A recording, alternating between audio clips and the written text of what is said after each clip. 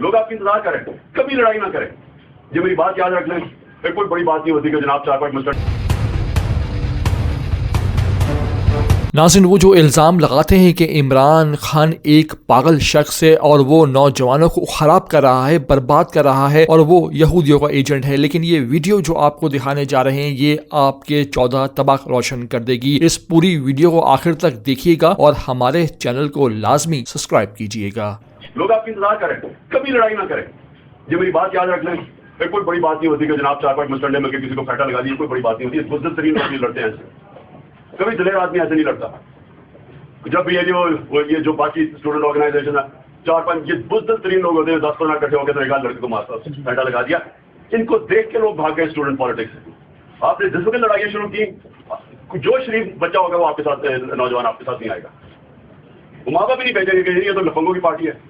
اس لیے پہلے اگر ہماری ایک مقام ہے پاکستان میں تو آپ نے, جب آپ اسٹوڈنٹ پالیٹکس کریں گے آپ نے بھی اپنا مقام رکھنا ہے. اخلاقی قوت سے لڑنا ہے, اخلاقی قوت سے. جسمانی قوت سب سے کمزور ہوتی ہے. اب آصف زرداری کے پاس جسمانی قوت ہے, کون عزت کرتا ہے پاکستان میں؟ سارے بچہ گالیاں نکال رہے ہیں. اخلاقی قوت ہوتی ہے, اصل قوت ہی وہ ہوتی ہے.